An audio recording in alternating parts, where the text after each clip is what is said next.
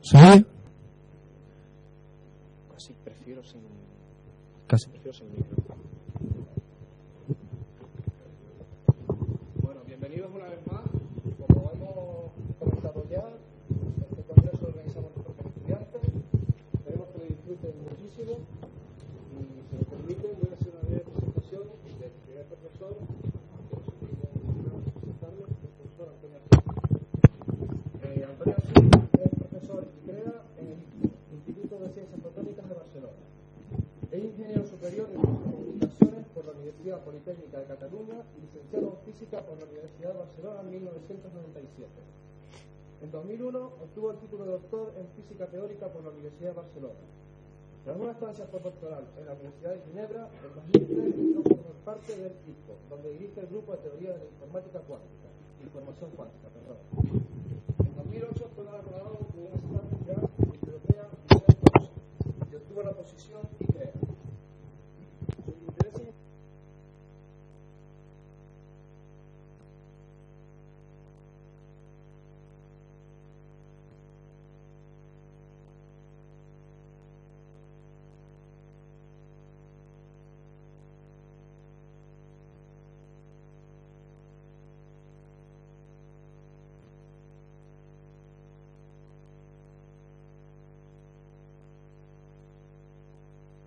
Buenos días a todos. Por supuesto estoy encantado de estar aquí. Es siempre, creo que para todos, es siempre, supongo que todos los ponentes dirán lo mismo, pero es siempre un placer hablar para los estudiantes y ver que los estudiantes son proactivos y organizan cosas y se interesan por el trabajo de investigación que realizamos. Y bueno, pues eso, quiero agradecer al comité organizador, a Daniel por su hospitalidad este día y medio que llevo aquí. Hemos tenido unas charlas muy interesantes, no solo de física, durante las comidas. Y bueno, sin más, pasaré a dar la charla. Mi charla está en español, pero las transparencias están en inglés. Reconozco que he reutilizado transparencias que he utilizado para otras charlas, pero bueno, también pienso que así, si hay alguna que tiene problemas con el español, podrá seguir un poco mejor la charla. Como se ha dicho, yo soy un profesor ICREA en el ICFO, Instituto de Ciencias Fotónicas. Entonces, ICREA es una institución catalana que lo que hace es pagar salarios a investigadores para que trabajemos en instituciones catalanas. ¿De acuerdo? En mi caso, pues, ICREA paga mi salario, les estoy muy agradecido, por eso se los menciono cuando doy una charla, para trabajar en el ICFO, Instituto de Ciencias Fotónicas. Entonces, el ICFO es un instituto que está, bueno, en realidad está en Castelldefels, que es una población cercana a Barcelona, y lo que hacemos es trabajar con cualquier cosa que esté relacionada con la luz. De hecho, es un instituto sobre todo experimental. Yo, digamos, soy el bicho raro del instituto, o sea, el teórico. Hay otro teórico, pero quizás soy el más abstracto de las cosas que hago. Y, bueno, hoy en día la investigación no se entiende sin dinero, ¿no? Y esto pues son varias de las, pues me financia pues a través de proyectos europeos, el Ministerio, la Generalitat, y este logo de hecho está no actualizado por la crisis porque Caixa Manresa ahora se ha fusionado con la Caixa Cataluña y es Cataluña Caixa, ¿de acuerdo? Pero para que veáis que también nosotros estamos sujetos a los vaivenes económicos. En mi charla lo que voy a hablar es, bueno, cuando uno recibe este tipo de invitaciones se plantea sobre qué hablar. En el sentido de, puedo dar una charla muy general sobre lo que es la teoría de la información cuántica o elegir un tema que un poco ilustre lo que es la teoría de la información cuántica. Yo me he encantado por lo segundo. Es un tema que creo que aúna un poco el hecho de tratar con los fundamentos de la física cuántica para hacer aplicaciones de teoría de la información y está muy en la línea que nosotros ahora que nosotros estamos trabajando en el grupo. Entonces creo que es muy fácil, bueno, muy fácil, es bonita de explicar para una audiencia como la que toca hoy en día. Así que más que dar un panorama de lo que es la información cuántica hoy en día, voy a dar unas pequeñas notas sobre lo que es la información cuántica y luego me basaré en un trabajo que hemos realizado recientemente, que como digo, ilustra bien qué es lo que hacemos en el grupo. Y es acerca de la generación de números aleatorios dentro de la física cuántica, utilizando lo que se llama el teorema de Bell, sobre el cual intentaré explicaros un poco en qué consiste. Será todo muy cualitativo, pero bueno, en algunos pasos utilizaré conceptos que no voy a explicar, simplemente os diré la intuición y qué es lo que el teorema de Bell, por ejemplo, motiva, pero no os explicaré el teorema de Bell, ¿de acuerdo? O sea, bueno, intentaré más dar las ideas cualitativas que hay detrás de ese trabajo. Pero bueno, empezaré simplemente diciendo qué es la teoría de la información cuántica. Quizás algunos los conocéis, pero la teoría de la información cuántica simplemente estudia, quizás me pongo aquí, si es posible, eso era más fácil para... La teoría de la información cuántica estudia cómo nosotros podemos utilizar la física cuántica para transmitir y manipular información. Bueno, esta es la definición pura y dura. Ahora os explicaré por qué por qué se plantea la gente este escenario, pero básicamente pues es esto. Es una teoría en la cual, por un lado, uno toma la física cuántica y la combina con la teoría de la información. Es juntar estas dos disciplinas, básicamente. Como sabéis, probablemente casi todos aquí, la física cuántica es el conjunto de leyes que describen la física en el mundo microscópico. ¿De acuerdo? Y cuando yo aquí hablo de física cuántica, no estoy hablando de teoría cuántica de campos, ni ninguno de los desarrollos de la física cuántica que pasaron en el siglo XX. Estoy hablando de la física cuántica tal como fue acabada durante la primera mitad del siglo XX, pues empezando por Einstein y Planck, pasando por Schrödinger, Heisenberg. Voy a utilizar la mecánica cuántica que, por ejemplo, en mi época se utilizaba en el tercer curso de carrera, ¿de acuerdo? No paso ya a evoluciones relativistas y este tipo de cosas. Basada en espacios de Hilbert, Brash, Katz, evoluciones unitarias. Si no suenan estos nombres, no os preocupéis. Y si os suenan, pues ya sabéis de lo que hablo. ¿De acuerdo? O sea que es una física cuántica que cualquier estudiante de carrera sale a la carrera y si ha aprobado el curso, más o menos entiende. Luego está la teoría de la información, ¿de acuerdo? La teoría de la información es algo que utilizamos todos los días, ¿no? Son las leyes que describen cómo nosotros utilizamos y procesamos la información. Por ejemplo, si vosotros recibís una imagen y la queréis comprimir, bueno, ya se sabe que la vais a poder comprimir, pero todo el mundo entiende que se va a comprimir, pero mucho, habrá un límite a lo que se pueda comprimir, ¿no? Que dependerá de la complejidad de la imagen que se quiere comprimir. Pues bueno, la teoría de la información nos dice en cuántos bits o cuánto es la compresión que podemos realizar de esta imagen. Nos dice un poco cuáles son cuantitativamente cómo podemos procesar y transmitir información. Y bueno, los trabajos pioneros fueron realizados por Shannon y es un campo bien establecido, diría más bien dentro de la ingeniería y las matemáticas.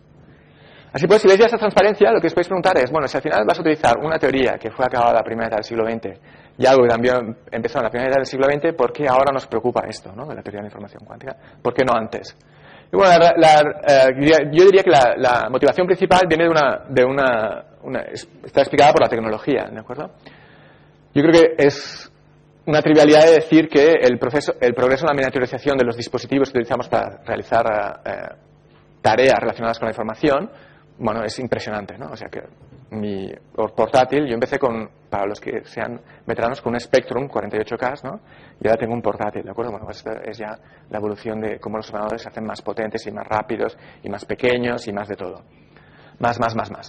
Entonces, esto es una manera de hacerlo más, de caracterizarlo, es algo a través de una cosa que se llama la ley de Moore, que no es ninguna ley, pero es una observación más bien. Entonces, esto fue realizado por Gordon Moore, que es uno de los fundadores de Intel, y a veces los científicos somos un poco raros, entonces lo menos sabía qué hacer y se puso a dibujar una gráfica cómo el tamaño de los dispositivos cambiaba, en el cual poníamos la información cambiaba con el tiempo. Y escogió una gráfica logarítmica y vio que salía una recta ahí, ¿de acuerdo? O sea, lo que quiere decir es que el tamaño de los dispositivos se hace exponencialmente cada vez más pequeño.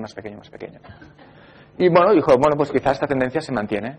Y bueno, ya veis que no es una ley. Pero resulta que la tecnología siempre se ha espabilado para mantener la ley de Moore. A veces ha habido algunas correcciones, pero siempre se ha mantenido, ¿de acuerdo? Bueno, en este caso va un poco en sentido contrario. Pasando el tiempo, ponemos los transistores, si queréis más unidades de procesamiento de la información, por unidad de superficie. Y bueno, veis que esto es logarítmico, ¿no? Y cómo va creciendo linealmente, ¿de acuerdo?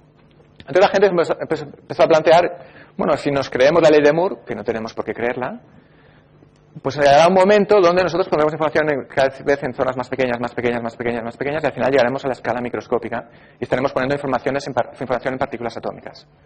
Entonces la gente empezó a decir, bueno, pues las partículas atómicas en realidad no se describen por las leyes de la física, ¿no? Clásica, física newtoniana. La física cuántica fue inventada para describir lo que pasaba en el mundo microscópico. Entonces dijeron, bueno, ¿qué pasará entonces, no? O sea, supondrá el cambio de que las leyes de la física que utilizamos para escribir los dispositivos en los cuales ponemos la información, un cambio en las cosas que podemos hacer, en las tareas que podemos resolver utilizando estos dispositivos. Así que la pregunta es, así una transparencia simple de entender, es qué pasa cuando vamos al mundo microscópico al nivel de teoría de la información. Entonces, yo creo que esto, o sea, ahora yo ya estoy acostumbrado y sé que la respuesta es que las cosas cambian. O sea, pasan nuevos fenómenos se dan, ¿vale? Pero yo creo que es un cambio de paradigma realmente, más allá de dónde vaya a parar la teoría de la información cuántica, creo, un primer mensaje que os quiero dar es que yo creo que es un cambio de paradigma fuerte. Para mí, si me hubierais preguntado, cuando yo soy ingeniero de telecos y físico, si me preguntáis al salir de la carrera esta pregunta, yo hubiera dicho, bueno, es que yo creo que la física no tiene nada que ver con la teoría de la información. Justamente uno de los méritos de la teoría de la información es que es abstracta e independiente de la física. Tú tienes un bit de información, lo puedes utilizar poniendo un punto de corriente. Esto es un bit de información, ¿no? Yo te doy esto, 0, te doy esto y 1. A nivel lógico, la información que contiene es la misma, es independiente de la física y por eso es una teoría tan exitosa. Porque no importa si yo hago algo, os envío información con esto o con algo mucho más avanzado tecnológicamente, la cantidad de información que os estaré enviando será la misma. Otra cosa es que será optimizado o lo que sea, pero a nivel de teoría de información es lo mismo. Por lo tanto, mi respuesta hubiera sido, no, cambiarás los dispositivos, serán más pequeños, mejor para ti, pero harás lo mismo. Y en cambio es lo contrario, ¿de acuerdo? Por lo tanto, lo que esto nos está diciendo es que la física importa para la teoría de la información, ¿de acuerdo? O sea, el hecho de cambiar las leyes de la física de los dispositivos implican que nuevas tareas son posibles en este nuevo escenario. Y, bueno, quizás vosotros sabéis que yo no voy a hablar de esto, pero los resultados más importantes en este sentido, pues, o más esperanzadores, es que parece que ordenadores basados en la física cuántica serán más potentes que los ordenadores que tenemos hoy en día. Y cuando digo más potentes, no quiero decir que tendrás una capacidad el doble, sino que será exponencialmente más potentes, es lo que parece. Y también existen protocolos de criptografía, que esto sí que discuto un poquito porque son un poco más sencillos de explicar, que dan una seguridad que no tenemos hoy en día en los dispositivos basados en la teoría de la información clásica. Por lo tanto, este cambio de leyes de la física implica un cambio en lo que podemos hacer a nivel de teoría de la información. Y, por ejemplo, para los que saben un poquito de física cuántica, pues ya se ve un poco por qué cambian las cosas en el ejemplo más sencillo, ¿no? Supongamos, vamos a empezar por el principio. ¿Qué hace teoría de la información? Por lo tanto, tendré que poner teoría de la información en una partícula cuántica. Entonces, para los espacios de física cuántica, toda partícula cuántica lo que tiene asociado es un espacio de Hilbert, que es un espacio vectorial. Bueno, creo que álgebra todo el mundo asumo que sabe en esta audiencia, ¿de acuerdo? Por lo tanto, una partícula cuántica es, si queréis, un espacio vectorial. Entonces yo quiero poner dos opciones, quiero poner un bit, por lo tanto mi espacio vectorial tendrá que tener dos opciones, tendrá que ser al menos dos-dimensional, ¿de acuerdo? Bueno, pues yo pongo un espacio dos-dimensional, pongo dos opciones y los pondré con dos estados ortogonales. Muchas veces el estado de una partícula de spin un medio, que es un espacio dos-dimensional, se representa por una flecha, es la esfera de Bloch, ¿vale? Si no suena, creo que tampoco importe mucho, y si suena, mejor. Entonces lo que haré es, el bit 0 lo pondré con la flecha apuntando hacia arriba y el bit 1 lo pondré por la flecha apuntando hacia abajo. Así, claramente, el bit clásico de teoría de información lo estoy poniendo en una partícula cuántica, lo estoy codificando. Bueno, y ahora yo voy a un libro de física cuántica y leo postulado 1. Para empezar, a toda partícula de la física cuántica, a todo sistema cuántico tiene asociado un espacio de Hilbert, que es un espacio vectorial. Entonces, ¿esto qué quiere decir? Que si 0 y 1 son estados posibles de mi sistema cuántico, cualquier combinación lineal de estos, por la estructura de espacio vectorial, también será un estado posible de mi sistema cuántico, ¿vale? Este es el postulado 1. Por la estructura de espacio vectorial, si la suma de dos vectores vuelve a ser un vector y, por tanto, un posible estado en mi sistema. Pues lo que quiere decir es que el bit cuántico ahora pasará a tener superposiciones de 0 y 1, ¿de acuerdo? Que es algo que clásicamente, como sabéis, la superposición cuántica no se puede dar. Pues el bit cuántico, ya para empezar, ya es distinto del bit clásico. La cuestión es cómo utilizar esto, que parece una ventaja, para hacer algo importante, o con aplicaciones prácticas. Esto ya no es tan trivial, pero veis que aquí ya simplemente poniendo un bit en una partícula cuántica ya aparece algo que no tenemos clásicamente, que es la superposición. Vale, esto es una pincelada que quería decir, bueno, pues el primer paso, ¿no? Pongamos el bit. Y ahora pues quería simplemente deciros cómo funciona la criptografía cuántica. Entonces también lo veo como, digamos, un segundo cambio de paradigma, quizás más para los físicos, ¿no? Pero, como decía, primero, desde el punto de vista de la teoría de la información, la teoría de la información cuántica nos dice que la física importa. El segundo cambio de paradigma un poco es que la teoría de la información cuántica te da una manera de pensar la física cuántica distinta, ¿vale? Yo me acuerdo también cuando yo hacía la carrera, cuando me explicaba el principio de incertidumbre de Heisenberg, no sé si vosotros lo habéis visto, a mí me disgustaba bastante, la verdad. Bueno, en realidad la física cuántica, cuando me encontré con ella, fue un poco un shock, ¿no? O sea, no sé, yo creo que crea disgusto todas estas cosas del espacio vectorial y todo esto. Y el principio de incertidumbre era otra de ellas, ¿no? Tú miras un sistema y lo perturbas. Bueno, no sé, o sea, no sé, molesta. A mí me molestaba, no sé, a vosotros a mí me molestaba. Entonces la teoría de la información cuántica lo que hace es, bueno, ok, o sea, la gente se ha estado peleando con la física cuántica, intentando decir, ay, qué fea que es, o qué insatisfactoria, o qué antiintuitiva. Y un poco le dice, bueno, aceptémosla, al final del día es lo que es, ¿vale? La física cuántica está demostrada experimentalmente. Aceptémosla e intentemos sacar provecho de ella. Entonces, la criptografía cuántica lo que hace es, toma el principio de incertidumbre de Heisenberg y hago una aplicación. Bueno, te molestará o no, es lo que es, utilicémosla, ¿vale? Y entonces la idea es muy sencilla, o sea, lo que uno hace es, lo explicaré de manera aquí un poco rápida, es lo siguiente. Aquí tenemos en criptografía cuántica, bueno, la criptografía cuántica, digamos, fue inventada o propuesta por Bennett y Brassard, y luego fue rederivada por Arthur Ecker de manera independiente. Entonces también aquí me gusta, de cara a ilustrar el campo, que entendáis que Bennett creo que es de formación un químico, ¿no? Y trabaja en IBM. O sea, no es ni físico ni trabaja en una universidad. Gilles Brassard está en Montreal y él es una cosa que se llama Computer Scientist, que creo que es una carrera que yo sepa no existe en España, ¿vale? Y es una especie de informática teórica, más abstracta. No es físico tampoco. Y Arthur Decker sí que ya es un físico, ¿de acuerdo? Pero es algo que ningún físico hizo, simplemente pues empezaban a pensar qué pasaba si utilizaba la física cuántica. Y la idea es muy sencilla, tenemos dos partes, Alice y Bob, que quieren, estos no los he inventado yo, Alice y Bob son los nombres estándar, ¿vale? Bueno, mi aportación es poner estas figuritas, pero, o sea, esto es igual las personas más veteranas reconocerán, no sé si todo el mundo, ¿okay? Entonces, Alice y Bob lo que hacen es poner información en bits cuánticos y los envían a través... Un bit cuántico es cualquier cosa, es un fotón con una polarización, es una partícula de spin un medio, y Alice las envía a Bob, ¿de acuerdo? Y si llamamos bit cuántico, pues un poco como pasa en la información clásica. Cualquier partícula cuántica que tenga un espacio de dimensión 2 es un bit cuántico. Con cualquier realización clásica donde tenga dos valores es un bit clásico, ¿vale? En ese sentido es tan abstracto como la teoría de la información clásica. Entonces ellos envían estados cuánticos codificando información, Alice los envía a Bob. Entonces aquí hay el espía que se llama Eve, tampoco lo he inventado yo, es el eavesdropper, es la palabra inglesa. Yo tampoco he elegido que sea mujer, lo siento por si alguien se siente ofendido, ¿de acuerdo? Entonces aquí el espía es Eva, que intenta leer la información. Entonces la idea es muy sencilla, si ella intenta leer la información, por el principio de incertidumbre, modificará el estado del sistema. Alice y Bob notarán que alguien está interviniendo en el canal y pararán la transmisión, que ya verán que no es segura porque alguien está leyendo la información. ¿Vale? Entonces veis que es más complejo que esto, ¿vale? Porque también Bob tiene que leer la información. O sea, las cosas se combinan de manera astuta, ¿vale? Pero la idea de la criptografía es tan sencilla como esta. El pobre espía, cuando intenta leer la información, el principio de incertidumbre le dice, lo siento, no vas a poder leerla bien y vas a introducir errores.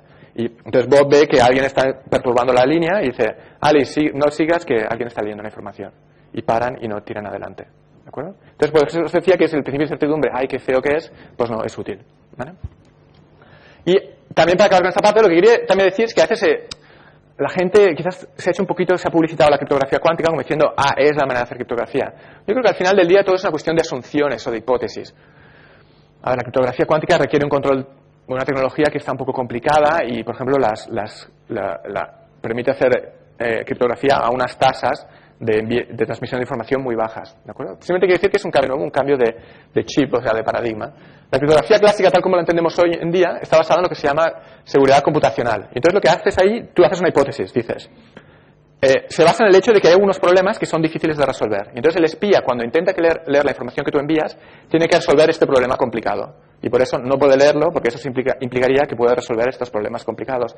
Y eso, nuestra experiencia nos dice que es difícil. O sea, es una seguridad que se llama basada en la hipótesis de que el espía no puede resolver estos problemas. Su capacidad de cálculo está limitada. ¿No? Entonces la asunción es que el espía tiene un poder computacional limitado. Y por eso no puede romper la información, porque no puede resolver el problema en el cual que estamos utilizando para encriptar la información. Entonces, para mí es una hipótesis totalmente satisfactoria. O sea, yo no creo que hay problemas que son realmente muy complicados, parecen ser muy complicados, y para el cual el espía necesitaría un ordenador del tamaño del universo, qué sé yo, para resolverlos, ¿vale? Yo no creo que el espía tenga esto, porque en principio lo vería, ¿vale? Pero el problema que hay es que, a pesar de que esta hipótesis es muy satisfactoria, aunque yo haga esta hipótesis, no puedo probar la seguridad, ¿de acuerdo? O sea, se basa en unos problemas que se creen que son difíciles, pero nadie ha probado un teorema demostrando que estos problemas son difíciles.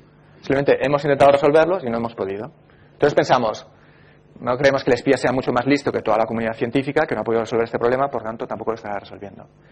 Pero si mañana aparece un artículo diciendo solución para el problema de factorización, que es uno de estos problemas en los cuales se basan los algoritmos de criptografía, dice solución eficiente, pues todo esto se va al garete, ¿de acuerdo? Porque un matemático ha encontrado la solución de este problema de manera eficiente. O peor, alguien lo encuentra pero no publica el artículo y él lo va desencriptando la información. Pues va leyendo la información, ¿de acuerdo? Entonces está basada en hipótesis muy razonables, que es el poder computacional, una hipótesis quizás menos razonable, que hay problemas difíciles, y entonces tienes la seguridad. En la criptografía cuántica es distinta, o sea, tú te olvidas del poder computacional y tú te basas en la física, ¿vale? Tú dices, no, todo lo que hagan Alice, Bob y Eva está condicionado por la física cuántica, no pueden romper la física cuántica. Y a partir de ahí, la ventaja es que tú puedes probar la seguridad, pudes demostrar que el esquema es seguro. ¿Ves? Ya digo, yo creo que es un poco a gusto del consumidor, te sientes más acorde con... Y claramente los tasas, o sea, tienen problemas tecnológicos más fuertes, ¿vale? No se pueden hacer con ordenadores tales como los que tenemos hoy en día. Entonces, yo creo que es un poco a gusto del consumidor. Es una propuesta que está ahí, que es viable, que quizás la tecnología tendrá que avanzar más, pero la ventaja que tiene es que, bajo las hipótesis de partida, se prueba la seguridad. Y bueno, ya pues un poquito para acabar con esta parte más introductoria, pues Esta es la parte que quería un poco daros, ¿no? O sea, la información cuántica lo que hace es utilizar realmente las paradojas cuánticas para hacer aplicaciones de teoría de la información. Cuanto más cuántico, mejor. Cuanto más raro, más antiintuitivo, mejor para nosotros, porque será algo que no existe en nuestro mundo clásico y potencialmente será útil para aplicaciones. ¿De acuerdo? Y la criptografía cuántica es esto, ¿no? O sea, el principio de certidumbre es algo negativo que ahora pasa a ser un recurso para hacer criptografía cuántica. Muy bien, ahora paso al tema de mi charla, ¿no? Este es un poco, pues, daros la intuición de lo que se intenta, ¿no? Física cuántica para la formación. Entonces, ahora yo os voy a explicar un trabajo que publicamos hace poco, en el cual se conjugan un poco todas estas variables y está relacionado con el tema de la aleatoriedad, ¿de acuerdo? El azar. Entonces, bueno, pues conjuga un poco aspectos fundamentales con el azar, que no solo es fundamental, sino que hoy en día generadores de números aleatorios tienen muchísimas aplicaciones. O sea, para criptografía, por ejemplo, utilizamos generadores de números aleatorios. Para la simulación en ordenadores de sistemas biológicos, utilizamos números aleatorios. En fin, hay muchas aplicaciones de los números aleatorios. Por lo tanto, la generación de buen azar es algo que es práctico. Entonces, bueno, empecemos por el principio. ¿Existe el azar en nuestro mundo macroscópico, en la física clásica? Bueno, yo creo que esto es una trivialidad. O sea, no existe el azar intrínseco puramente dicho de la teoría. O sea, lo que tenemos como azar, claramente existen generadores de azar, de números aleatorios, pero en todos ellos, básicamente, el azar que nosotros podemos ver es siempre un azar debido a ignorancia o falta de control. ¿De acuerdo? Por ejemplo, es la ruleta, ¿ok? La ruleta es azar, en principio, pero claramente es azar porque tú no conoces todo lo que está pasando en la ruleta. Si tú tuvieras una descripción perfecta de la bolita, posición inicial, velocidad inicial, un modelo perfecto de tu ruleta, clavas perfectamente dónde va a ir a parar, ¿de acuerdo? Eso no es azar intrínseco. La teoría no te predice ningún tipo de azar, ¿de acuerdo? Es más ignorancia, un reflejo de la ignorancia en el mundo clásico. Bueno, sí que es una consecuencia de nuestras limitaciones. Lo que quiero decir con esto es que si yo tengo un azar, puedo predecir más o menos bien la partícula. Si ahora tengo mayor conocimiento de la bolita y todo esto, mi azar se ve reducido, ¿de acuerdo? Porque puedo con mayor probabilidad predecir dónde la bolita va a parar. Entonces, no es un azar intrínseco. Si yo mejoro mi conocimiento, el azar se va reduciendo, reduciendo, reduciendo, ¿de acuerdo? Esto es lo que yo quiero decir con que el azar no es intrínseco. Y esto, por ejemplo, hay los deterministas más dogmáticos al respecto, pues por ejemplo hay la frase esta de Laplace, ¿no? Que dice que si alguien tiene un conocimiento perfecto de la exposición y las velocidades de todas las partículas en un momento dado, de fuerzas, interacciones, puede predecir tanto el pasado como el futuro, ¿no? O sea, simplemente resuelve las ecuaciones y puede decir todo lo que vaya a pasar. Bueno, entonces vamos a hacer lo mismo que yo he hecho antes, vamos al mundo microscópico, ¿no? Y como sabéis, la física cuántica, creo que todo el mundo también sabrá que le suena que hay algo relacionado con el azar en la física cuántica. Y vamos a ver qué pasa con el azar en la física cuántica. Entonces, para mí la demostración más fuerte del azar en la física cuántica está basada en algo que se llama el entrelazamiento. Entonces, el entrelazamiento es una propiedad de la física cuántica que aparece entre dos partículas. ¿De acuerdo? Entonces, yo a veces también se representa como una especie de... Aquí tengo las dos partículas cuánticas que represento por estas dos bolitas y tienen como una especie de correlaciones entre ellas que se llama el entrelazamiento. Entonces, creo que la mejor manera de entender el entrelazamiento, aunque no es lo mismo, es pensar en dos dados, ¿no? O sea, Daniel tiene un dado, yo tengo otro dado y estamos muy lejos. Entonces es un dado. Entonces yo lo tiro y localmente yo veo pues que es aleatorio. Me sale 1, 2, 3, 4, 5, 6 con igual probabilidad. Y él también en su laboratorio o en su despacho, donde sea, tira ese dado y ve que sale un resultado aleatorio. Pero en el entrelazamiento lo que pasa es que mi resultado es siempre igual al suyo. ¿De acuerdo? Si yo saco 3, él saca 3. Yo saco 2, él saca 2. Entonces ves que es una especie de azar local, porque yo lo mío no tengo ni idea de lo que va a salir, pero hay un cierto determinismo, porque cuando saco 3, él saca 3. Cuando yo saco 4, él saca 4. Parece como que los dados estén de acuerdo a distancia.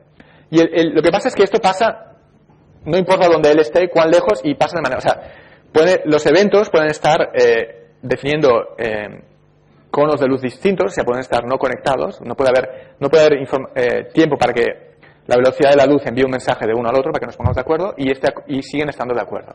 ¿De acuerdo? Es algo que la física cuántica predice que va a pasar. ¿De acuerdo? Entonces hay este azar a distancia.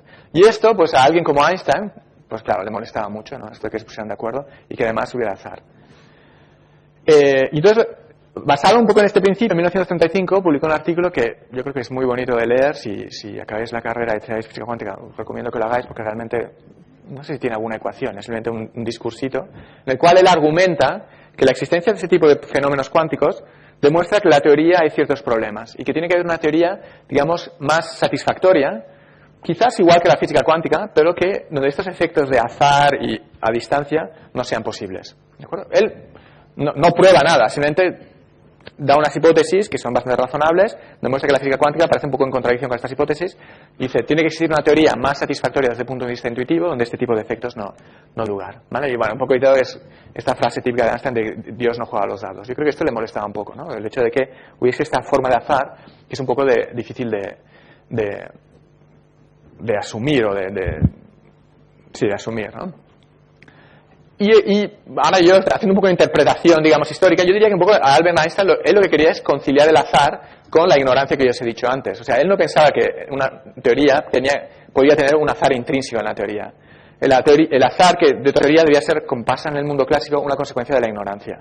O sea, él hipotetizaba la existencia de una teoría alternativa a la física cuántica, quizás con las mismas predicciones que la física cuántica, o sea, no, digamos, en cierto modo no falsificable en un experimento, pero donde todos estos fenómenos fueran simplemente una consecuencia de un desconocimiento de unos parámetros de la teoría, y que el hecho de conocer estos parámetros hiciera que, al tener mejor conocimiento, este azar desapareciera. ¿De acuerdo? Es una teoría que a veces se llama de variables ocultas.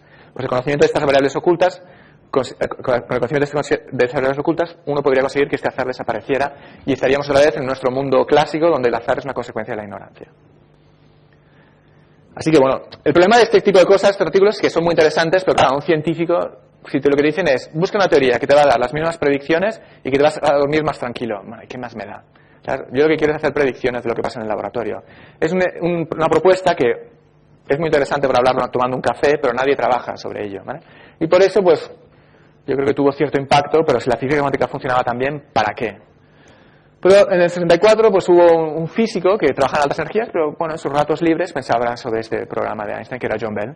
Entonces se dio cuenta que las hipótesis de Einstein, que parecían, bueno, Podolsky y Rosen, que parecían muy inocentes, en realidad no lo eran tanto, ¿de acuerdo? O sea, en realidad estaban en contradicción con la física cuántica. O sea, o las hipótesis estas eran correctas, o la física cuántica era correcta. Ya no era un brindis al sol de decir, encontremos una teoría que quizás es igual que la física cuántica, pero más satisfactoria. No, ahora o esta teoría era falsa o la mecánica cuántica era falsa, ¿de acuerdo? Porque encontró una situación donde se podía hacer un experimento que falsificara estas dos hipótesis. Y básicamente es porque estas teorías a la Einstein, Podolsky y Rosen, que parecen muy naturales, que digamos describen las correlaciones que nosotros vemos hoy en día, satisfacen unas ciertas condiciones que se llaman desigualdades de Bell, que yo no voy a explicar. Y si tú violas unas desigualdades de Bell, demuestras que lo que estás viendo no puede ser descrito por estas teorías, ¿de acuerdo?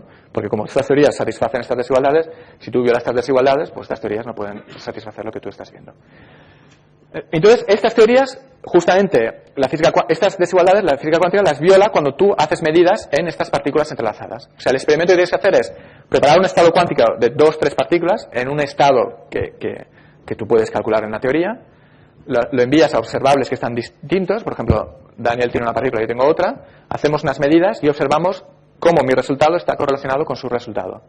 Y estas correlaciones que vemos, luego lo explicaré un poquito mejor, puedes ver que violan una serie de condiciones que todas las teorías de Einstein, Podolsky y Rosen satisfacen, ¿de acuerdo? Por lo tanto, uno concluye que este sueño de Einstein de encontrar una teoría más satisfactoria, pues simplemente es imposible, porque en el laboratorio se han visto estas correlaciones, ¿de acuerdo? Entonces, ahora vamos a hacer. ¿Qué es todo esto que quiere decir? Bueno, pues eso lo que quiere decir es que como esta violación de estas desigualdades de Bell, que yo no os voy a explicar, ¿vale? Se hace este sueño de Einstein de encontrar estas variables ocultas que permitían explicar el azar como ignorancia, no es posible, y por tanto hay que asumir, como el principio de incertidumbre antes, que existe una forma de azar nueva en la física cuántica que no tenemos en nuestra realidad macroscópica. Es un azar intrínseco de la teoría. Aunque tú tengas un conocimiento perfecto del estado en el cual preparas un sistema cuántico y de la medida en la que le vas a hacer, hay preguntas para las cuales solo puedes dar respuesta en términos de probabilidad. ¿Okay? Y aunque mejores tu preparación y el sistema, tengas un conocimiento perfecto, la teoría solo te da una explicación en términos de probabilidades. Y eso es lo que hay. ¿De acuerdo? O sea, no es ignorancia, es simplemente un azar intrínseco de la teoría. Entonces yo diría que esto es una reformulación de todas estas cosas, pero son cosas históricas. De aquí no he hecho nada nuevo. Entonces lo que nosotros nos proponemos es un poco, bueno, estas cosas existen en el mundo microscópico, ahora podemos manipular las partículas microscópicas, la física cuántica, pues hagamos algo, utilicemos este azar. Como he dicho, los números aleatorios tienen muchas aplicaciones hoy en día, porque intentemos utilizarlas para generar azar y controlar este azar que hay utilizando el teorema de Bell. ¿De acuerdo? Entonces la idea es explotar esta nueva forma de azar. Y bueno, esto es lo que os explicaré, que es el trabajo este, ¿de acuerdo? Y ahora, para motivarlo, pues siempre me encantó cuando un colaborador mío me envió este chiste, porque es perfecto, ¿de acuerdo? O sea, yo creo que lo leáis y lo entendáis, que no es tan difícil de entender, porque esto es lo que voy a hacer yo, ¿de acuerdo? Entonces este es el Dilbert, ¿no? Que se pasea, supongo que varios de vosotros conoceréis a Dilbert, ¿vale? Este es un ingeniero que trabaja en una compañía una consultoría, ¿de acuerdo? Entonces se pasea y le enseña el generador de números aleatorios, ¿de acuerdo? Y bueno, el generador de números aleatorios, pues este bicharraco aquí, bueno, puede ser razonablemente aleatorio, ¿de acuerdo? Y dice, no, y dice, ¿pero estás seguro que es aleatorio? Claro, bueno, ¿por qué no? O sea, la probabilidad de que un generador de números aleatorios genere esta secuencia es la misma de que genere otra secuencia, ¿de acuerdo? ¿Cómo puedes saber tú que es aleatorio o no? Y como correctamente le dice el otro diablito, pues es el problema con el azar. Nunca puedes estar seguro de que tienes algo aleatorio, ¿de acuerdo? O sea, y esto es lo que yo voy a resolver, ¿de acuerdo? Entonces lo que quiero hacer es, bueno, esto es, si pensamos en términos clásicos, el azar quizás no se puede demostrar, ¿de acuerdo? Y yo quiero demostrarlo un poco sin hacer ninguna hipótesis. O sea, yo quiero hacerlo sin fiarme un poco del sistema que genera azar. Yo no me fío de este demonio, tiene una cara bastante de poco fiar, ¿no? Entonces, pero quiero de alguna manera, él me da los datos y yo puedo certificar que está haciéndolo de manera aleatoria. Ya digo que yo aquí no me fiaría mucho. Entonces, esto es lo que voy a hacer, ¿de acuerdo? Entonces, bueno, yo os explico esto y decís, bueno, pero chico, los números de azar, los números aleatorios, ya tenemos soluciones para generarlos. ¿Qué me estás explicando, no? O sea, ya tenemos soluciones. Una de ellas son los que se llaman los generadores de números aleatorios, dejando de decirles clásicos, ¿vale? Basados en fenómenos macroscópicos. Bueno, sí, o sea, yo creo que son soluciones que probablemente para gran parte de las aplicaciones que nosotros necesitamos son más que satisfactorias, ¿de acuerdo? Pero yo creo que, como soy así un poco más teórico, desde un punto de vista fundamental, nunca llamaría a esto generadores de números aleatorios, ¿de acuerdo? O sea, están basados en física clásica, que es totalmente determinista. O sea, yo creo que ahí es más ignorancia, pero no diría generador de número aleatorio, ¿de acuerdo? Entonces decir, no, pero escucha, yo he oído en un sitio que hay generadores de números aleatorios basados en la física cuántica. Ok, pero no es esto lo que yo voy a hacer, ¿de acuerdo? Entonces los generadores de números aleatorios basados en la física cuántica están basados, se pueden ilustrar con este principio, que es muy básico, ¿de acuerdo?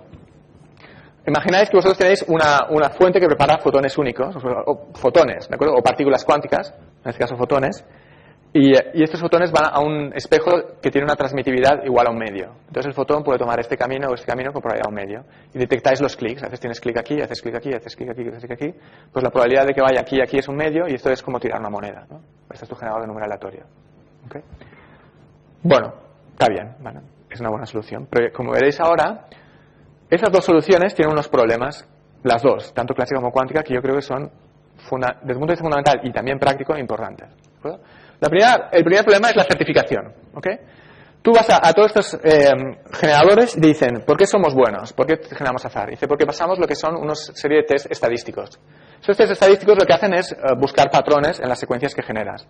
Claramente, si por ejemplo todos pensamos que si yo por ejemplo hago 0,0000000, pues quizás no es muy aleatorio. Aunque, repito, la probabilidad de que un generador de número de azar haga 0,000 u otra secuencia es la misma, porque es aleatorio, ¿de acuerdo? Pero buscan patrones y buscan si hay ciertas repeticiones dentro de tu secuencia, y si ves estas secuencias, te dicen que lo que estás generando no es muy aleatorio porque hay ciertos patrones, ¿de acuerdo? Bueno, entonces yo el problema que veo aquí con esta solución, y creo que es hasta reconocido, o sea, cuando preparando este trabajo fui a una documentación del NIST, que es el Instituto de Estándares norteamericano, y te dan una serie de test estadísticos para que tú verifiques si los generadores numeratorios es aleatorio, y ellos mismos te reconocen. Si no pasas los test, mala señal. Si los pasas, bueno, o sea, ellos mismos tampoco se mojan diciéndote que si pasas estos test tienes un buen azar. Porque es un poco, bueno, yo creo que es un poco insatisfactorio como solución. Entonces, hasta diría la razón es que yo tengo generadores clásicos que pasan estos tests, ¿vale? Y yo sé que los generadores clásicos, si me apuráis, no son aleatorios, son deterministas, ¿vale? Así que yo diría que estos tests no te están diciendo demasiado a nivel de azar. Y esto, si trabajamos desde un punto de vista cuántico, es malo, porque tú vas a las empresas que venden estos generadores de números aleatorios cuánticos y dices, ¿por qué son buenos? Y dice, pasamos todos los tests estadísticos. Y dices, hombre, pero si los sistemas clásicos ya lo pasan. ¿Cómo estás diciendo que estás utilizando un efecto cuántico si soluciones clásicas me están haciendo lo mismo que tú me estás haciendo? ¿Cómo puedes demostrarme que estás utilizando algo intrínsecamente cuántico cuando la manera que tú certificas es algo que está pasado por sistemas clásicos? O sea, queremos hacer maneras de certificar que estoy utilizando algo realmente cuántico. Bueno, este es el primer problema. Entonces, por ejemplo, una cosa que es brutal, en cuanto cuando lo vi, me quedé alucinado, es basada en Randu. Esto si vais a Wikipedia lo encontraréis, ¿de acuerdo? Es un generador de azar que se utilizaba de números aleatorios que se utilizaba en los 60 y era azar del bueno, todo el mundo lo utilizaba. De repente un día a alguien se le ocurrió, pilló secuencias de 3 números y los puso en un plano X y Z. Y mirad lo que pasaba, ¿vale? O sea, salía uno, o sea, esto no es aleatorio, claramente hay un patrón muy bien definido, ¿de acuerdo? Entonces los números ya no eran aleatorios al día siguiente. ¿Vale? O sea, esto es una locura, o sea, no puede ser que algo sea aleatorio y no, y porque a alguien se le ha ocurrido ponerlos en este plano, deje de ser aleatorio. Bueno, este es un problema que pasa con todas estas certificaciones, ¿no? Tú buscas patrones, si no los encuentras, bueno, no quiere decir que no exista. ¿Vale? Pero me parece brutal que de un día para el otro los números ya no eran aleatorios. Luego la segunda es la privacidad. Entonces, este problema lo explico siempre con el mismo ejemplo. Suponed que vosotros tenéis una página web donde hay un casino virtual, ¿de acuerdo? Y claro, necesitáis azar, ¿vale? No es la aplicación más importante del azar, pero bueno, podéis entender que es una aplicación no trivial. Entonces vosotros venís para mí y yo os prometo que tengo generadores de números aleatorios. Hasta os digo que son cuánticos, vaya. Entonces venís para mí y yo sé que tenéis este generador que tenéis esta página web. Entonces lo que hago es, yo tengo un generador de números aleatorios muy bueno, cualquiera, no sé lo que quiere decir esto, pero lo tengo. Y lo que hago es, antes de que vengáis, genero muchos y los copio en una memoria clásica. Y os vendo esta memoria clásica, que es una caja donde pone generador de números aleatorios y cuántico, ¿sabes? En negrita, para que lo entendáis. Entonces tú vas al laboratorio y dices, caray, este chico me ha vendido algo bueno, pero voy a comprobarlo. Entonces, ¿qué hacéis? Generáis los números aleatorios, ¿no? Vais generando, ¿no? Uno, el siguiente, y sabéis todos los test estadísticos que podáis imaginar, porque son buenos, ¿no? Entonces dices, es de fiar, los ponéis en vuestra página web y yo estoy esperando ese momento y os arruino, ¿vale? Esto los catalanes les damos mucha importancia porque es tema económico, ¿vale? Entonces, claro, aquí, esto es para vosotros es aleatorio, pero para mí no tiene nada de aleatorio esto porque lo he generado antes de que vengáis. Bueno, entonces lo que queremos es generar azar de que sea realmente aleatorio para todo el mundo, ¿vale? O sea, esto, pues, quiero evitar este tipo de ataques, ¿no? Este es un ataque que claramente siempre puedo hacer. Si yo cojo la caja, es como el demonio. Si yo tengo el demonio o la caja, ¿cómo sé yo que el proceso que lo está generando es aleatorio? Muy relacionado con el punto antecedente, es que yo quiero cosas que sean lo que llamo device independent, independiente de los dispositivos. O sea, quiero soluciones que no dependan de la tecnología que se ha utilizado de alguna manera. Si yo os vendo la caja, la única manera que tenéis de comprobar esto de alguna manera es abriéndola y viendo que en realidad hay una memoria clásica y estudiando los detalles del dispositivo. Pero desde fuera es muy difícil certificarlo, ¿de acuerdo? Y de alguna manera esto también pasa para las soluciones cuánticas. Tenéis que abrirlo y ver que hay fotones que van a un espejo y comprobar todas estas cosas. Es más, a veces el que se ha preparado la máquina puede ser de fiar, o sea, puede ser distinto a mí, puede ser de fiar. Pero igual él sin querer se ha equivocado, el espejo no tiene transmitividad a un medio o lo que sea, o se va deteriorando. Y esto introduce problemas que van a modificar las propiedades del azar que estás generando, ¿de acuerdo? O sea, yo quiero ver todo como una caja que me da azar, sin entrar en cuál es el proceso que está detrás de esta caja generándome el azar, como el demonio del chiste. Entonces lo que voy a enseñar es cómo, basándome en las desigualdades de Bell, se puede generar un azar que es certificable, privado y independiente de los dispositivos. Y aquí, de nuevo, es una tarea cuya realización clásica yo creo que es, digamos, al menos poco clara que se pueda realizar y para la cual la física cuántica soluciona, ¿vale? Entonces, para pasar a esto, tengo que hacer un pequeño detour. Entonces, ¿cómo resuelvo esto? Pues utilizamos unas técnicas que ahora tienen bastante... O sea, es uno de los temas, digamos, una de las líneas más importantes en la teoría de la información cuántica, que es estudiar un escenario basado en cajas. Como quiero decir, yo quiero recibir una caja y a partir de esa caja hacer algo, ¿de acuerdo? Pues es el escenario que se llama independiente de los dispositivos o algunos le llaman box world, el mundo de las cajas, ¿de acuerdo? Entonces, quiero hacer cosas con cajas, ¿vale? Entonces, Alice tiene una caja negra, y Bob tiene una caja negra, y en esta caja, Alice no quiere decir nada de lo que está pasando en la caja, simplemente tiene unos botones que puede apretar. Un botón, así claro, que ella puede apretar aquí, tac, tac, tac, tac, tac. Y esta caja, cuando aprieta el botón, le da un resultado, ¿vale? Todo muy macroscópico, ¿de acuerdo? Desde fuera, pues... Y pondré que la elección de este botón, que son M botones distintos, lo llamo X, y el resultado que se produce lo llamo A, y puede ser 1 hasta R posibles resultados, y lo mismo para Bob. ¿Okay? Es algo muy, ya digo, puede ser una caja o un tornillo que puede poner en una cierta posición o lo que sea, ¿vale? Simplemente ella introduce un input en la caja y la caja le da un output. Y Bob tiene otra y, bueno, los que sean, la gente que quiere realizar una tarea tiene estas cajas. O Alice tiene 2 cajas o lo que sea. Es una descripción muy grosera de lo que está pasando, ¿de acuerdo? Entonces, lo único que puedo decir en este caso es la probabilidad de que Alice vea un símbolo A, Bob vea un símbolo B, cuando aprieta el botón X y aprieta el botón Y. Esta es mi descripción del sistema. No digo nada más de lo que está pasando, simplemente cuál es la probabilidad de que yo tenga un resultado, hay otro resultado en la segunda caja cuando aprieto un botón y aprieto otro botón. Así que al final del día es como intento hacer la descripción más limpia, ¿no? Más abstracta.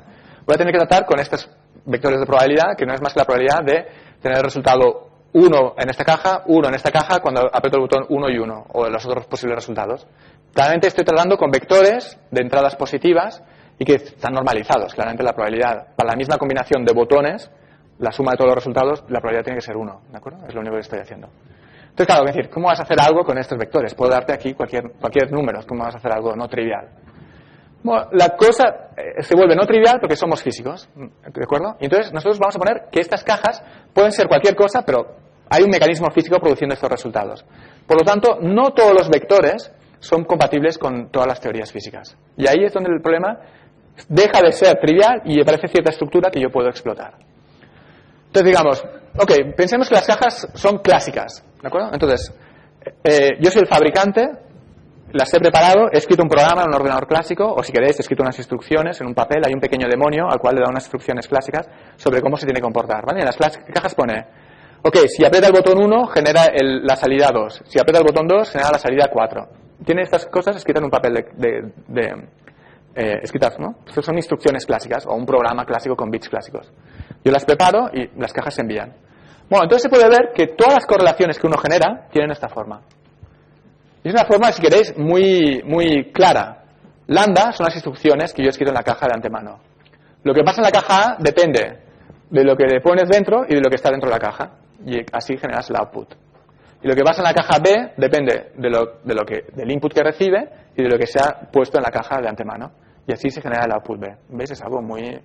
Yo creo, ¿no? Todo el mundo está contento con esta definición. De hecho, estas son las correlaciones que Einstein, Podolsky y Rosen querían para una teoría física. Quería que todas las correlaciones entre sistemas distintos tuvieran esta forma. Y no todos los vectores de números que vosotros escribís así tienen esta forma. ¿De acuerdo? O sea que si uno piensa que estas cajas han sido preparadas escribiendo unas instrucciones clásicas y separándose, no todos los números que podáis imaginar se pueden escribir de esta manera. ¿De acuerdo? En particular, la física cuántica tiene números que no se pueden escribir de esta manera, que es lo que yo encuentro, porque violan las desigualdades de Bell. ¿De acuerdo? Esto es el teorema de Bell lo que me dice es que existen puntos cuánticos que no pueden ser descritos de aquella manera. O sea, existen correlaciones entre partículas cuánticas que no podemos entender como que nos juntamos, nos pusimos de acuerdo en unas instrucciones clásicas y nos separamos. ¿De acuerdo? Hay una nueva forma de correlaciones disponibles en la física cuántica. ¿Y qué nos dice la física cuántica? Pues la física cuántica nos dice espacios de Hilbert, estados cuánticos, medidas cuánticas. Para los que sepáis, en este caso, la física cuántica nos dice que la probabilidad se escribe como la traza de un estado cuántico, una medida para la primera caja, producto tensorial, una medida para la segunda caja. Y ya está. No estoy diciendo en qué espacio. Existe un espacio de Hilbert de una cierta dimensión en la cual puedo definir un estado cuántico y unas medidas tales que me dan estos números. ¿De acuerdo? Estas son las correlaciones que yo llamo cuánticas. Las cajas, no tengo que hacer ninguna hipótesis sobre ellas. Simplemente que son compatibles con la física cuántica. A partir de ello puede ser cualquier cosa. La probabilidad que se ve tiene que poderse escribir de esta manera. Si no, la física cuántica no es cierta. Y ahora podéis decir, bueno, yo voy a hacer una hipótesis aún más grosera sobre mis cajas, ¿de acuerdo? Que es, no pueden contradecir la causalidad de Einstein. No se puede propagar información más rápido que la velocidad de la luz. Bueno, esto lo que te dice es que lo que yo veo no puede depender de lo que Bob aprieta. Porque si dependiera de lo que Bob aprieta, él, eligiendo un botón o el otro, haría un cambio en lo que yo veo y esto me lo podría utilizar para enviarme información, ¿de acuerdo? Esto es simplemente decir que la probabilidad estadística, la probabilidad marginal de Alice está bien definida y no depende de Y, que es el botón que Bob aprieta. Ya veis que esto es condiciones muy bien justificadas desde el punto de vista físico, pero que ponen cierta estructura en esos vectorcitos que yo os estaba diciendo. Pero yo me voy a basar en la física cuántica, ¿de acuerdo? Creo en la física cuántica, supongo que las cajas son cuánticas. Por lo tanto, lo primero que tengo que hacer es ver qué son las correlaciones entre cajas que son cuánticas, que son posibles en mi descripción cuántica de la naturaleza. Por lo tanto, quiero resolver esta pregunta. Si me das unos números, existen un espacio de Hilbert que puede ser de dimensión infinita, con un estado y unas medidas dándome estos números. Por ejemplo, supongamos que al final vosotros el día de mañana tenéis un laboratorio, sois líderes de grupo, nunca vais al laboratorio, entonces vosotros pasáis todo el tiempo en vuestro despacho, pero tenéis estudiantes que van al laboratorio y hacen los experimentos por vosotros. Y entonces llega el estudiante y os viene con estos números, ¿no? Dice, mira, he hecho un experimento con unas partículas, he hecho 2 medidas en cada lado y he sacado estos resultados. ¿qué hacéis con el estudiante? ¿Vale? ¿Ha encontrado algo fundamental o no? Claro, son muy inocentes, ¿vale? O sea, bueno, esto no lo he escrito explícitamente, pero es 0, no sé, 742, 0, son unos números que, ¿por qué no? ¿Vale? Bueno, pues ya os avanzo que estas correlaciones no son cuánticas, ¿vale? Estaríais falsificando la mecánica cuántica, ¿vale? O sea que estos números tan inocentes no son alcanzables por la física cuántica. Entonces, la motivación para esto es, si queréis, desde un punto de vista especulativo, bueno, queremos entender cuáles son las correlaciones que son posibles entre sistemas distintos dentro de mi descripción cuántica de la naturaleza, ¿de acuerdo? También, pues desde un punto de vista muy especulativo, si fueras capaz de encontrar puntos que no son describibles dentro de la física cuántica, estarías falsificando toda la física cuántica. Como os he dicho, yo no quiero decir que no puedo hacer estas correlaciones con partículas de spin 1 medio. No, yo quiero recorrer todos los espacios de Hilbert, todas las medidas posibles, y estar seguro que esto no existe. ¿De acuerdo? O sea, serían hasta herramientas para falsificar toda la física cuántica. A ver, esta no es mi motivación principal, pero en principio es posible utilizar estas técnicas para ello. Mi motivación es que, si entiendo cuáles son las limitaciones entre las correlaciones que se pueden dar entre cajas cuánticas, correlaciones son útiles para teoría de la información, y puedo utilizar esto para teoría de la información de manera no trivial. Entonces, lo que nosotros desarrollamos es una jerarquía que responde a esta pregunta. Entonces, tú me das un punto y yo hago esta jerarquía, no voy a describirla, y si no paso el primer test, sé que el punto no es cuántico. Si lo paso, puede ser cuántico, y hago el segundo test. El segundo test es más potente que el primero, pero también computacionalmente requiere más recursos, cuesta más para un ordenador. Si no lo paso, no es cuántico, si no, voy al tercero, y así voy haciendo una jerarquía. Al final, tengo que irme a un límite donde estaré tratando con matrices infinitas, ¿vale? O sea, no es práctico el límite, pero lo bueno es que demostramos que es convergente. Por lo tanto, si un punto no es cuántico, en algún momento la jerarquía petará y verás que no es cuántico. Quizás no es posible verlo para un ordenador, porque al final del día estos pasos se vuelven muy complejos, pero en principio tenemos las técnicas para hacerlo. Por ejemplo, el punto peta ya en el primer paso de la jerarquía. Lo haces y ya ves que no es cuántico. Y ahora volvamos al punto de partida, ¿de acuerdo? Entonces, voy a hacer un poquito de resumen, ¿vale? Yo quiero generar azar de manera aleatoria, que sea independiente de los dispositivos. Por lo tanto, quiero ver mis dispositivos como cajas, donde hago acciones y recibo acciones, sin decir que he preparado fotones, ni spin 1 medio, ni estados de luz en tal cosa, ni nada. Eso es una caja y yo digo que es cuántica porque creo en la física cuántica, punto, se acabó. Y en esta caja tengo botones, ¿vale? Y ahora yo lo que quiero hacer es generador de números aleatorios. Entonces, como os he dicho antes, si vosotros venís a mí, os puedo vender la memoria clásica. Quiero contrarrestar este ataque. Entonces, lo que vosotros tenéis que hacer es, venís hacia mí y me pedís, no una caja, sino dos, ¿vale? Y yo soy el proveedor, os tengo que probar lo que vosotros me digáis. Antes me habéis pedido un generador de números aleatorios y yo os los he dado, pero no era satisfactorio, ¿vale? Porque pensáis que era un generador de números aleatorios, pero una memoria clásica. Ahora vais a venir a mí y me pedís dos cajas, y estas dos cajas van a violar estas desigualdades de Bell, este teorema de Bell. ¿Cuál es la ventaja de esto? Las desigualdades de Bell son condiciones que satisfacen todas las correlaciones clásicas. Si las violáis, tenéis la garantía de que las cajas son cuánticas, no son clásicas. O sea, son intrínsecamente cuánticas y están accediendo al azar intrínseco de la teoría cuántica. Es como nos ponen un sello cuántico, ¿ok? Garantizado, ¿vale? Entonces vosotros venís y decís, no, dame dos cajas ahora de las cuales pueda violar una desigualdad de Bell. Y yo con esto ya me las apañaré para generar el azar. Entonces, para poder utilizar, esa es, digamos, la intuición. Para poder utilizarlo esto, tengo que establecer una relación entre la violación, cuánto viola una desigualdad de Bell, que viene dado por estos números, ¿de acuerdo? Las probabilidades de obtener resultados dependiendo de los inputs, con el azar que genero. Y ahora, ¿cómo yo mido el azar? Pues, por ejemplo, una manera de medir el azar es ver la probabilidad de este evento, ¿de acuerdo? La máxima probabilidad de este evento. Voy a tomar el caso más sencillo, en el cual este evento puede tomar dos valores. Esto es como tirar una moneda. Si no tienes azar, puedes predecir el resultado de manera perfecta. La máxima probabilidad es 1 y la mínima probabilidad es 0. Esto es determinismo. Una probabilidad de dos valores que es determinista es probabilidad 1 y la otra 0, ¿de acuerdo? Y si el azar es perfecto, pues la probabilidad es un medio de cada resultado, ¿de acuerdo? Es como tirar una moneda. Pues esta es mi definición de azar. Por lo tanto, quiero relacionar el azar de uno de los símbolos en función del valor de la desigualdad de Bell. Ya digo, es un parámetro que uno puede construir a partir de esta descripción, ¿vale? Entonces, bueno, nosotros lo hicimos para la desigualdad de Bell más conocida, que es CHSH, no voy a explicarlo, pero existe. Este es el valor donde la desigualdad no es satisfecha, ¿vale? Y aquí es donde hay una violación, y aquí sabemos que estamos entrando en el mundo cuántico, intrínsecamente cuántico. Aquí es donde tengo el sello de estar cuántico. Y este es el valor cuántico más alto que puedo obtener. Y esta es la predictabilidad de mis resultados. Pues veis que empiezo en 1, en la zona clásica, como debe ser, y de repente va bajando, y llega a un medio en el valor de violación máxima de la violación de la desigualdad de Bell. ¿De acuerdo? Entonces vengo que como entro en la zona cuántica, el azar físicamente cuántico lo puedo certificar. Entonces, si yo vengo a las cajas que violan la desigualdad de Bell, sé que al menos este azar está garantizado en estas cajas. ¿Y por qué sé? Yo lo sé porque toda esta región es imposible para la física cuántica. No existe ningún estado y ninguna medidas en la física cuántica que me den puntos en esta zona. ¿Y por qué lo puedo saber esto? Porque tengo la jerarquía que os he dicho antes que me permite resolver este problema. ¿De acuerdo? Por lo tanto, entendiendo las limitaciones en las correlaciones que yo puedo hacer entre partículas cuánticas, sistemas cuánticos, ya digo, en cualquier dimensión puedo hacer tareas no triviales de información. Es más, entonces, bueno, teníamos este resultado teórico, estábamos muy contentos con ellos y fuimos y dijimos, vamos a hacer además una prueba del resultado experimental, es una prueba de principio. Entonces, ¿qué es lo que necesitamos? Bueno, nuestra realización pues necesita cajas, ¿no?, en las cuales pones input y outputs, pero claramente tú no harás esto en el laboratorio, no harás cajas, ¿no? Tendrás que hacer una realización concreta. Entonces hablamos con el grupo de Chris Monroe en Maryland. Todo lo que les pedimos es que hicieran un experimento similar. Entonces la caja ahora es una trampa en la cual pones un ion, ¿vale?, un átomo, una partícula atómica. Y ellos tienen experimentos donde tienen una trampa en la cual atrapan una partícula atómica y pueden hacer medidas sobre ella, y a distancia de 1 metro tienen otra trampa en la cual tienen una partícula atómica. Pues estas son las dos cajas que no comunican, ¿vale? Una trampa de iones aquí, separada de otra trampa de iones aquí, y en las dos pueden hacer medidas. Pueden hacer distintas medidas, pues las medidas es como apretar el botón, ¿vale? Tú apretas el botón y vas haciendo una medida aquí y tienes el resultado de una medida, y aquí apretas el botón, significa que estás haciendo una medida y tienes el resultado.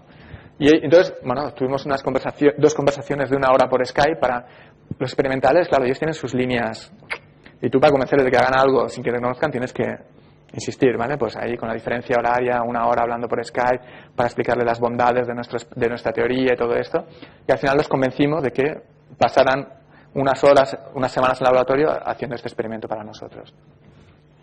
Entonces, bueno, estuvieron ahí, estuvieron semanas, y al final nos dieron unos números. Claro, ellos, si queréis, lo tienen que hacer con un experimento, pero al final del día lo que nosotros necesitamos es simplemente esto. Esto es lo que nos enviaron por email, ¿no? Dice, mira, esto es lo que ha pasado. Entonces nosotros utilizamos nuestras técnicas y decimos, habéis generado 42 números aleatorios. Claro, la tasa de generación es ridícula y estos pobres chicos estuvieron semanas, ¿vale?, y generamos 42 números aleatorios. Pero yo creo que realmente es la primera vez que se han generado números aleatorios de una manera, si queréis, independiente de los dispositivos, ¿vale? O sea, ellos nos dieron simplemente los numeritos que tenía y nosotros certificamos que la mecánica cuántica garantizaba que había 42 números aleatorios. Siempre explico aquí, hay una coincidencia muy divertida al respecto, que es el artículo salió en Nature, y siempre que sales un artículo en Nature tienes bastantes periodistas que te hablan y todo esto, ¿no? Y entonces vino uno y me dijo, oye, ¿y por qué 42? Dice, supongo que es por ¿cómo es la guía a la autopista galáctica? No sé si conocéis el libro, la guía a la autopista galáctica. Es un libro de ciencia ficción donde tiene que construir una máquina que dé la respuesta a la pregunta más interesante del universo, creo que es. Yo no lo he leído, pero me parece que es así. Y creo que la respuesta es 42, ¿vale? Pero luego tiene que hacer la máquina para saber cuál era la pregunta, ¿vale? Creo que el libro va de esto. Entonces el tío me dijo, supongo que 42 es por el libro. Y digo, bueno, no, había sido simplemente que los chicos se habían cansado de tomar datos en el laboratorio, nos pasaron los datos y salió 42, ¿vale?, al azar. Bueno, con todo esto ya concluyo, ¿vale? Entonces, digamos, ha sido una cosita un poco densa, pero bueno, ya llegamos al final de esto. Entonces lo que he dicho es, de una manera he querido pasaros una serie de mensajes, ¿no? Uno primero es que la teoría de la información cuántica es una teoría que yo creo, si os gusta la física y os gusta la teoría de la información, es muy satisfactoria, ¿de acuerdo? Porque realmente te demuestra que la física importa para la teoría de la información. Si os gusta la física cuántica y os molestaban un poco las paradojas cuánticas, también es satisfactoria, porque ya aprendes a vivir con ellas y hasta cuanto más cuántico, mejor para ti, ¿vale? De hecho, el teorema de Bell creo que es realmente la propiedad más cuántica, porque la física clásica no te da unas desigualdades y estas desigualdades son violadas por los estados cuánticos, ¿de acuerdo? Entonces, para ilustrar un poco esto, os lo he explicado en el problema de generación del azar, ¿de acuerdo? Entonces, realizamos una teoría que yo creo, nadie ha demostrado que sea imposible dentro de la física cuántica, pero yo creo que yo diría que debería ser no posible, ¿de acuerdo? Entonces, bueno, como hay estudiantes, aprovecho también para, si estáis interesados, ir a la página web de nuestro grupo. Como veis, esta es una foto un poco que no está demasiado actualizada, pero es gente joven y simpática, ¿no? Y bueno, ahí veréis un poco las actividades que hago, también nos divertimos. Esto, como hay estudiantes, me atrevo a enseñar esta foto, que es la foto no oficial, y antes de que me reconozcáis, vuelvo para atrás. Gracias por vuestra atención.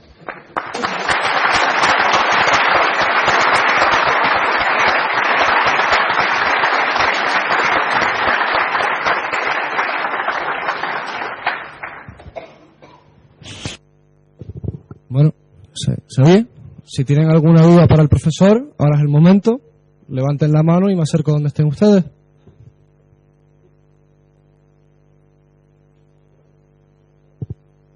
Todo claro. Bueno, nada, ahora les comento. Perdón. Hola, ¿qué tal? Buenos días. Mira, quería hacerte más bien una inquietud. ¿Es tan importante las aplicaciones que pueda tener esto? Es decir, el hecho de que se puedan generar realmente números aleatorios. Eso supongo que es un paso decisivo o un paso importante para algunas aplicaciones, ¿no? Me supongo que sería el fundamento de todo este estudio que nos has explicado.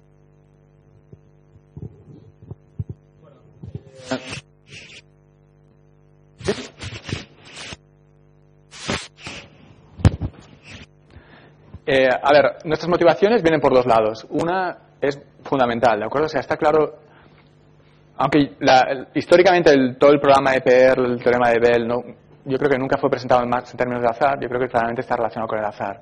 Y de alguna manera la existencia de este azar intrínseco a la física cuántica ya viene de estos trabajos, ¿no?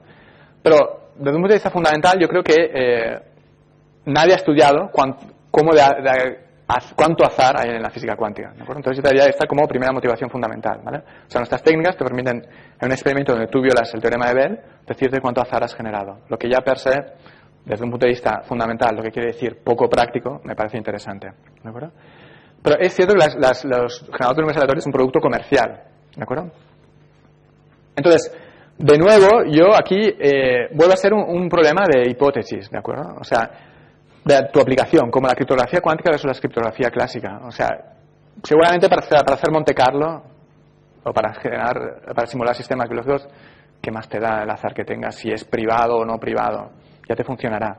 Si bien, por ejemplo, cuando preparando este trabajo, encontramos un resultado en Physical Review Letters donde demostraban errores en un cálculo de Monte Carlo debido a que el azar que habían utilizado era malo. ¿De acuerdo? Resolvían un sistema, la energía del estado fundamental la encontraban que era distinta de la que conocían analíticamente porque los generadores de números aleatorios no tenían buenas propiedades de azar, ¿vale? Pero bueno, a ver, yo no me atrevería a decir que necesitas un azar como el intrínseco de la física cuántica para hacer esto. Sí que diría que para aplicaciones criptográficas este tipo de azar puede ser muy útil, ¿de acuerdo? Porque realmente tienes una certificación que es mucho más... Tienes que creer que el sistema es cuántico, pero tienes una certificación que es mucho más segura que cualquier método que tú tengas, ¿de acuerdo? El problema que hay con estas certificaciones es que, suponte que estuvieras utilizando el randu que he puesto yo, ¿no? Si a alguien se le ocurre poner, no a ti, a alguien se le ocurre buscar algo del patrón adecuado, te va a romper esa aplicación basada en ese azar, ¿de acuerdo? Y este tipo de ataques no son posibles en nuestro escenario porque el azar, si quieres, es un azar que hasta para Dios, ¿no? O sea, el Dios no juega a los dados, pues Dios, Einstein no tenía razón en esto, Dios sí que juega a los dados y hace un azar, es para Daniel cuando compra la caja, para mí y para todo el mundo, ¿vale? Es un azar muy fuerte. Tecnológicamente, si vas a hacer semanas para generar 42 números, tampoco tiene solución, pero yo creo que si al final del día consiguiéramos violaciones de las desigualdades de Bell aquí en un dispositivo pequeño, podría pensar que tendría aplicaciones. Ahora están muy lejos, ¿vale? Pero no, sí que tendría aplicaciones.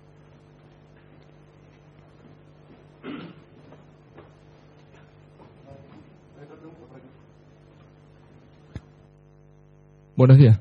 Mira, lo que entendí de la certificación era que certificas en realidad que se viola el teorema de Bell y por lo tanto que hay enredo cuántico, hay correlaciones cuánticas entre los dos sistemas. Entonces, de alguna manera, lo que certificas solo vale para dos cajas. Entonces, si tú coges una sola caja y la intentas vender como generador de números aleatorios, esto no te resuelve del todo el problema. Quieres es indirecta. Compras dos. O sea, de alguna manera es... con una caja es imposible este tipo de... Tú tienes que venir a mí como proveedor y pedirme dos cajas que violen el teorema de Bell. Y entonces... Bueno, es que si violan el teorema de Bell tienen que estar enredadas, ¿vale? O sea, si quieres... el teorema de Bell es la única manera de probar que cajas están enredadas sin necesidad de hacer hipótesis adicionales sobre tus cajas. Si tú asumes que tus cajas es un sistema cuántico de dimensión 2, 3 o que estás haciendo tales medidas, lo puedes hacer sin utilizar el teorema de Bell. Pero si quieres hacerlo como caja, tienes que hacerlo a través del teorema de Bell. Entonces, si quieres tú, el teorema de Bell te da una certificación que es device independent, de que están enredadas, por lo tanto que estás accediendo a algo intrínsecamente cuántico, y esto lo puedes utilizar para utilizar el azar intrínsecamente cuántico. Pero fíjate que lo que yo te digo, los test estadísticos nunca aparecen. O sea, a mí es que los datos que nosotros producimos, una cosa que no he explicado es que yo me he focalizado mucho en el azar de uno de los símbolos producidos por una de las cajas, ¿vale? Pero en la otra caja aún te queda un poco de azar, lo puedes también cuantificar. O sea, vas a coger los dos símbolos. Pues si pillas estos símbolos y se los das a test estadísticos, no pasas los test estadísticos, porque hay patrones entre ellos, ¿vale? Pero a mí, sinceramente, me da lo mismo. Es que para mí los test estadísticos no quieren decir nada. O sea, estos datos que no pasan los test estadísticos, para mí son mucho más aleatorios, ¿vale? Pues como físico, porque yo creo que hay un proceso físico cuántico detrás y para mí está certificado. De nuevo es una cuestión de hipótesis. Tú puedes decir, yo no creo en la física cuántica, por lo tanto no te creo. Bueno, es ¿sabes? Como la criptografía. Una está basada en la física y otra en teoremas matemáticos, ¿no? Pues aquí es lo mismo.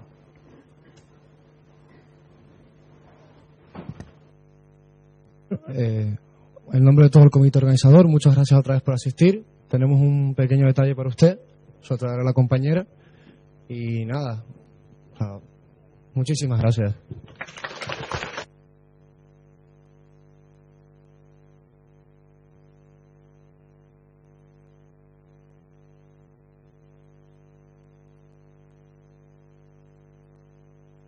Recuerdo que ahora tenemos un pequeño, vamos a llamarlo descanso.